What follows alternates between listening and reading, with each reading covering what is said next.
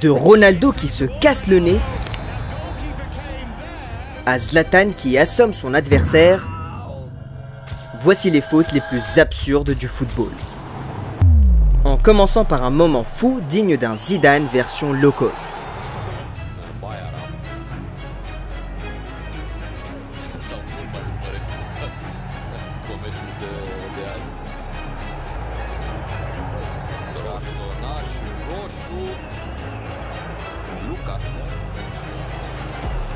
Mais qu'est-ce qui lui a fait pour qu'il soit aussi furieux? Même le GOAT n'échappe pas aux fautes les plus violentes. Numéro 24. Lors d'un match entre le Real Madrid et le Barça, Pepe faisait semblant de parler à l'arbitre, mais en réalité, il préparait un sale coup à Messi.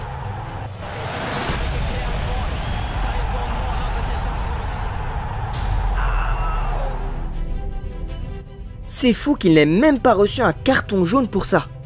Et pendant que Messi repartait avec quelques points de suture, Xavi Alonso, lui, jouait sa survie.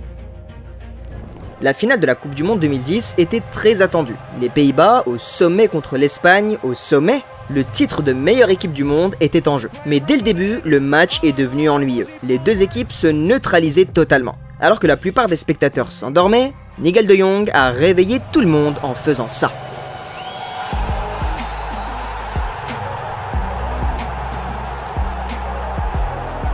Comment ce n'est pas un carton rouge? Au moins, le gars dans le prochain extrait, lui, a été expulsé pour son comportement absurde. Numéro 22. Lors d'un match entre le Brésil et les Pays-Bas, Felipe Melo en avait marre que ses coéquipiers n'arrivent pas à percer la défense néerlandaise.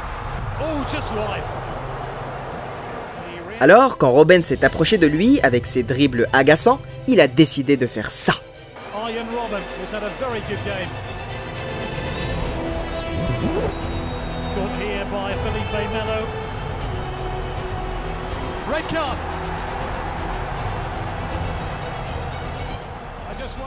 Aïe, voir quelqu'un se faire écraser le mollet, c'est dur à regarder. Mais attends de voir ce qui s'est passé dans le foot féminin.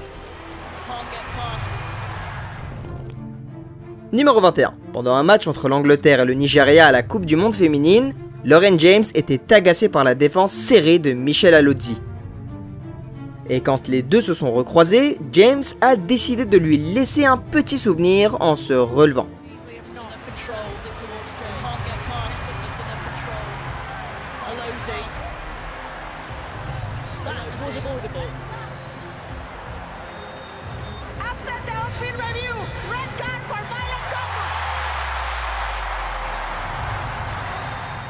Franchement, je connais pas mal de gars qui rêveraient d'être la chaussure droite de James dans ce moment-là. Mais ça, ce n'est que 5 fautes parmi les 25 les plus absurdes de cette vidéo. Attends de voir le début en UFC de Felipe Melo au numéro 16. Mais avant ça, direction Barcelone, où un GOAT a failli y laisser sa vie. Numéro 20. En Ligue des Champions 2017, lors d'un match entre Barcelone et la Juventus, Messi saute pour un duel aérien. Et Pjanic le fait littéralement tomber du ciel.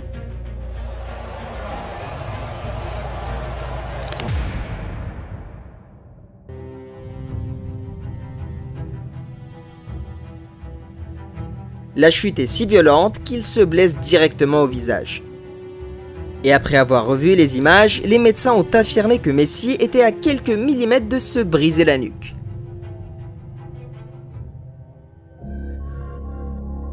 Alors, pour que ça n'arrive plus, Barcelone a recruté Pjanic à la Juventus. Je rigole bien sûr. Mais pendant que Messi a échappé de peu au pire, Ronaldo, lui, n'a pas eu autant de chance. Numéro 19. Quand le Portugal a affronté la République tchèque, tout le monde s'attendait à une démonstration de force de CR7 et ses coéquipiers. Mais dès le coup d'envoi, le Portugal s'est heurté à une défense tchèque très solide. Et dans une tentative désespérée de marquer, Ronaldo est entré en collision avec le gardien. Résultat, néant sang.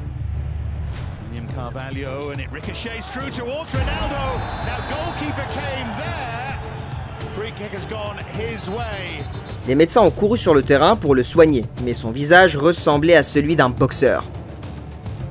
Pourtant, malgré 2 fractures au nez, il a terminé le match.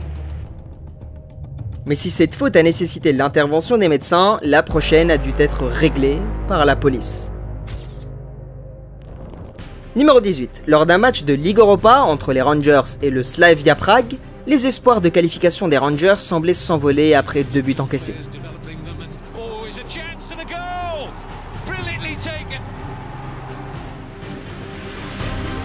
Alors, dans les dernières minutes, l'entraîneur fait entrer Kemar Roofe pour tenter un miracle. Mais au lieu de marquer, il a fait ça.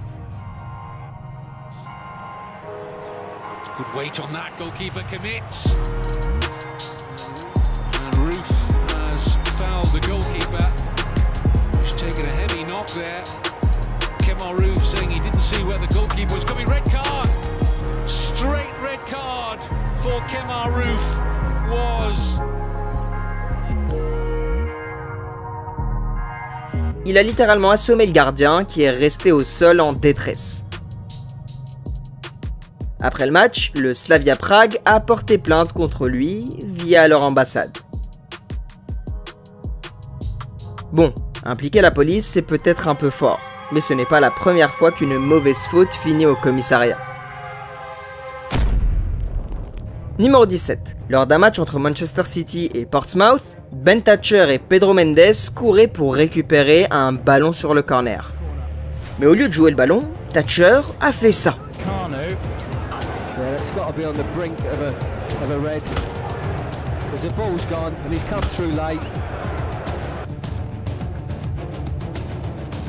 Il a balancé son bras et mis Mendes KO direct.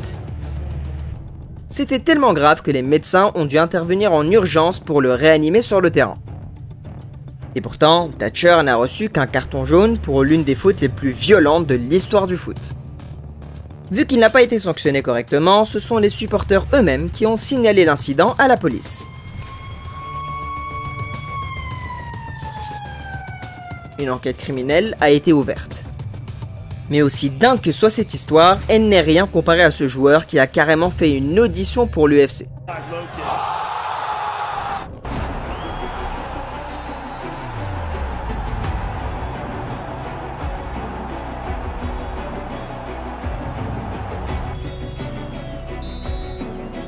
J'ai eu des sueurs rien qu'en regardant le ralenti.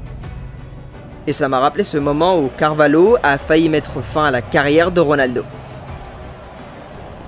Numéro 14. Lors de la finale de la Ligue des Champions 2008, Manchester United, mené par Cristiano Ronaldo, affrontait un Chelsea solide avec Carvalho en défense.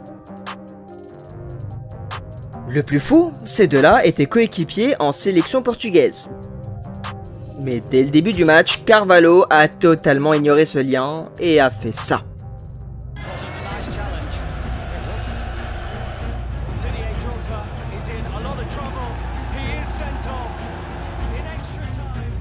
Il a failli briser la jambe de Ronaldo et il ose râler derrière.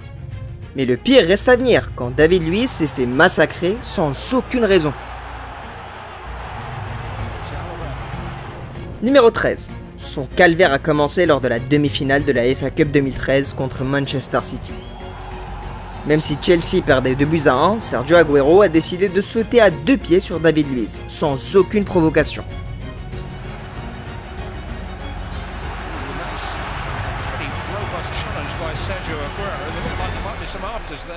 Et contre toute attente, Agüero n'a reçu aucun carton, alors qu'il avait clairement tenté de blesser Luiz. Et puisqu'il s'en est sorti une première fois, il s'est dit pourquoi pas recommencer. Donc, quand les deux équipes se sont retrouvées en 2016, Agüero a refait des siennes.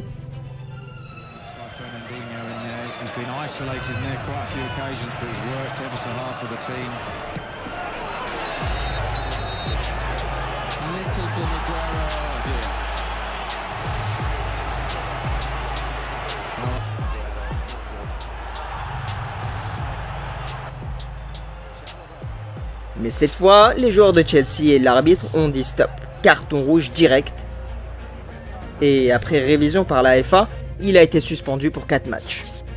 Mais la faute absurde suivante vient de l'un des joueurs les plus gentils de Premier League. Numéro 12. Lors d'un match entre Tottenham et Everton, Son suivait son adversaire, quand l'un des pires accidents du foot s'est produit.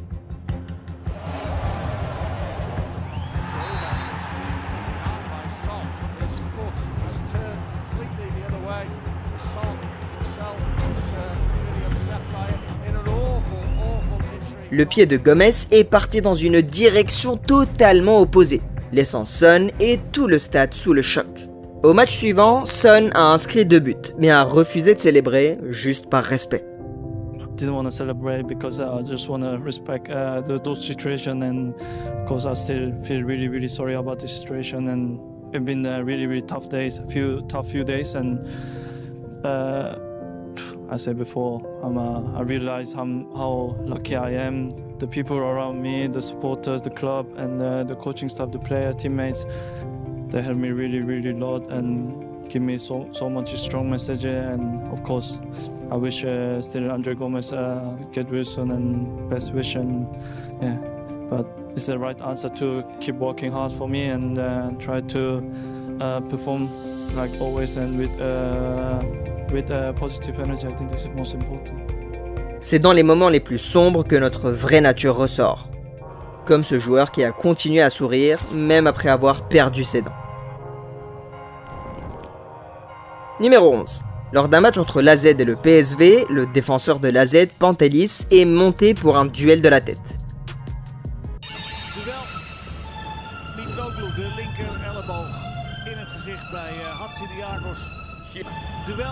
Et est redescendu sans ses dents de devant. Le plus fou, on a mis des dents dans un petit sac et le mec a continué à jouer. Et voilà, on entre maintenant dans notre top 10 et à partir de là, on passe dans une toute autre dimension. En commençant par le tout premier vampire documenté du football. Numéro 10. Tout a commencé en 2010 lors d'un match entre le PSV et l'Ajax. Après une simple dispute sur une faute, Luis Suarez, alors joueur de l'Ajax, a décidé de mordre son adversaire.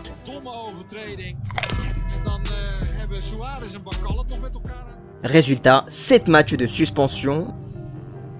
Mais 3 ans plus tard, Suarez a ressenti le besoin de refaire un petit croc.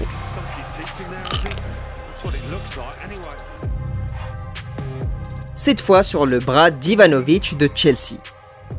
Il écope de 10 matchs de suspension supplémentaires, mais l'histoire ne s'arrête pas là. Un an plus tard, en Coupe du Monde 2014, les démons reviennent.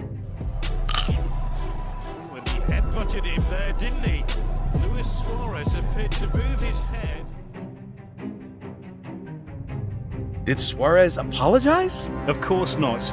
He behaves in a f***ing way, and FIFA allows him to do so because they need the champions to play. They don't have the courage to make the right decisions. Et là, la FIFA dit stop. Suarez est suspendu de toute activité liée au football pendant 4 mois. Luis Suarez is suspended for 9 matches and banned for 4 months from any football-related activity. Aussi fou que ça puisse paraître, c'est encore rien comparé à ce qui est arrivé à John Terry. Numéro 9. Lors d'un derby bouillant entre Chelsea et Arsenal, tout le monde s'attendait à un match intense. Mais personne n'imaginait que ça tournerait au drame. Juste après la mi-temps, John Terry, déterminé à marquer sur corner, plonge de la tête.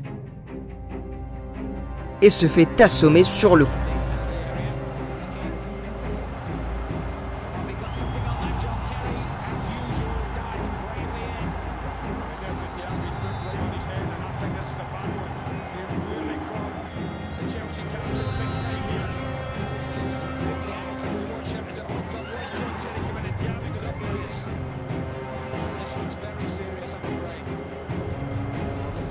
Il avale sa langue et pendant 5 longues minutes, tout le monde retient son souffle. Heureusement, les médecins parviennent à le stabiliser avant de l'emmener à l'hôpital. Dans l'ambulance, il se réveille, mais ne se souvient de rien. Mais je suis sûr que les souvenirs de la finale de la Coupe du Monde 2006, eux, sont encore très clairs dans la tête de Materazzi. Numéro 8. La finale de 2006 est l'un des matchs les plus attendus de l'histoire du foot. La France et l'Italie s'affrontent pour le titre suprême.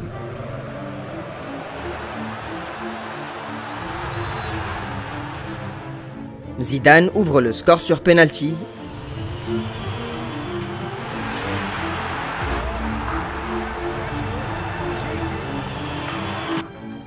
Avant que Materazzi n'égalise de la tête.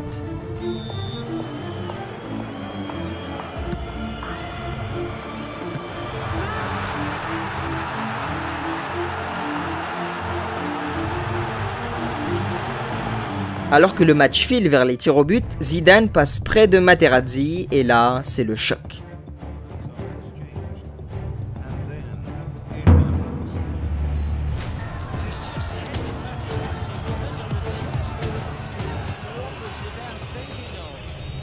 Deux buteurs, une seule controverse et des millions de questions.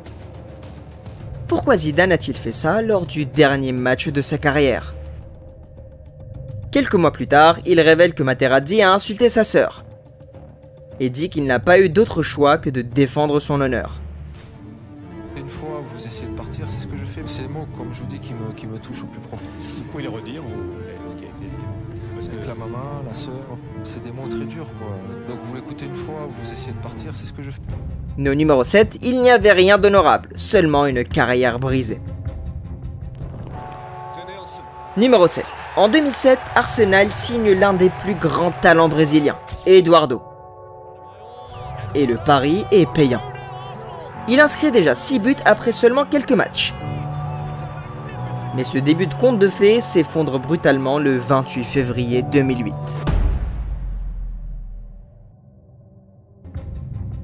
Ce jour-là, Arsenal affronte Birmingham dans un match largement à leur portée. Mais après seulement 2 minutes, le pire se produit pour Eduardo.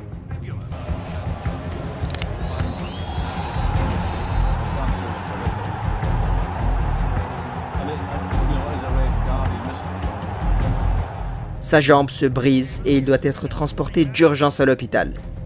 Il lui faudra 1 an pour revenir, mais il ne sera plus jamais le même joueur. Sa carrière dégringole jusqu'à sa retraite. Et la faute suivante, elle ne devrait même pas exister sur un terrain de foot. Numéro 6. Lors d'un match entre l'Ajax en pleine forme et le Bayern Munich, Tagliafico saute pour jouer le ballon et se fait littéralement exploser.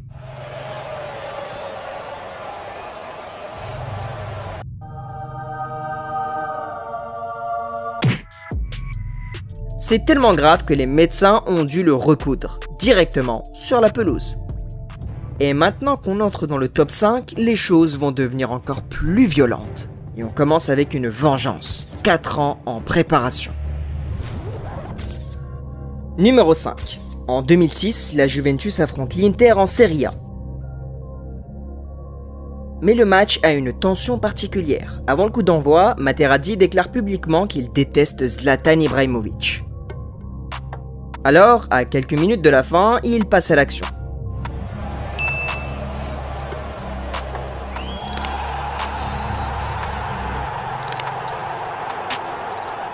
Mais il avait oublié à qui il avait affaire parce que Zlatan ne laisse jamais passer ce genre de choses. 4 ans plus tard, Zlatan attend l'occasion parfaite pour se venger.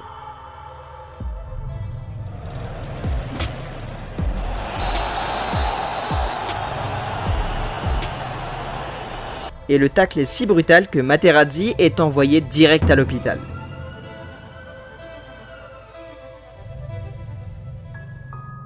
Et en 2019, Zlatan balance publiquement qu'il a attendu 4 ans pour se venger. Ouais, faut pas jouer avec Zlatan. Dommage que Tyrone Mings n'ait pas eu l'info. Numéro 4. Lors d'un match entre Manchester United et Bournemouth, un jeune Tyrone Mings a eu la brillante idée d'énerver Zlatan. Les deux se sont accrochés plusieurs fois, jusqu'à ce que Mings dépasse les limites, en marchant sur la tête de Zlatan.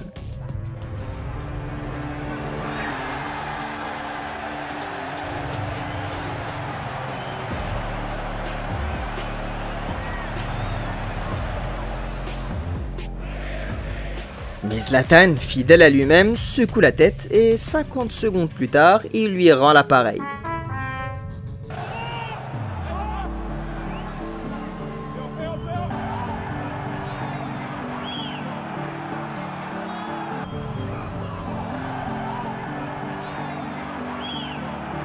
Au moins, lui a pu continuer le match, contrairement à Haaland, dont la carrière a été brisée net. Numéro 3. En 97, Alfie Haaland accuse Roy Keane de simuler une blessure, alors que le milieu de Man United s'était réellement abîmé le genou.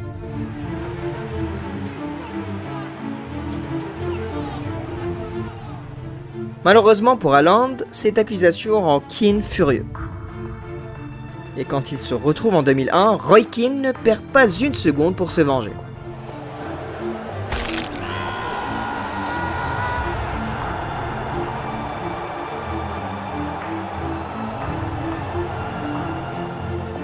Mais aussi dingue que soit ce pétage de plomb, ce n'est rien comparé à ce que Pepe a fait. Numéro 2. En 2009, le Real Madrid doit absolument gagner contre Getafe pour rester dans la course au titre. Mais à 10 minutes de la fin, ils sont menés 2-1.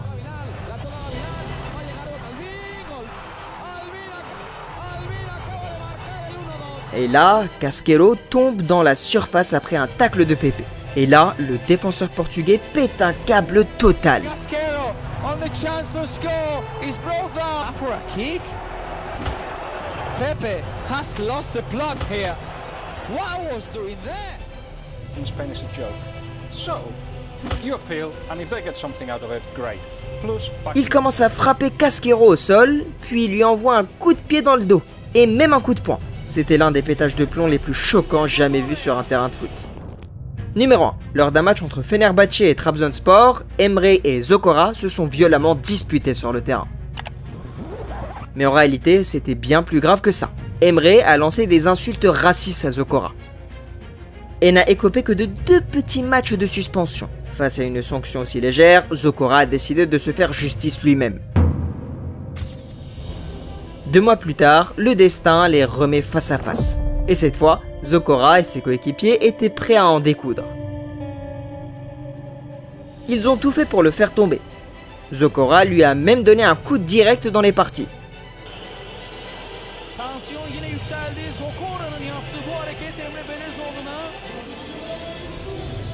Comme pour dire, éliminer Emre ne suffisait pas. Il fallait aussi empêcher d'autres comme lui de naître. Mais aussi choquant que ça puisse paraître, ce n'est rien comparé aux fois où les fans ont balancé des fumigènes sur leurs propres joueurs. Ou quand un supporter a mis KO Jack Grealish. Clique sur la prochaine vidéo pour découvrir les moments où les fans sont allés beaucoup trop loin.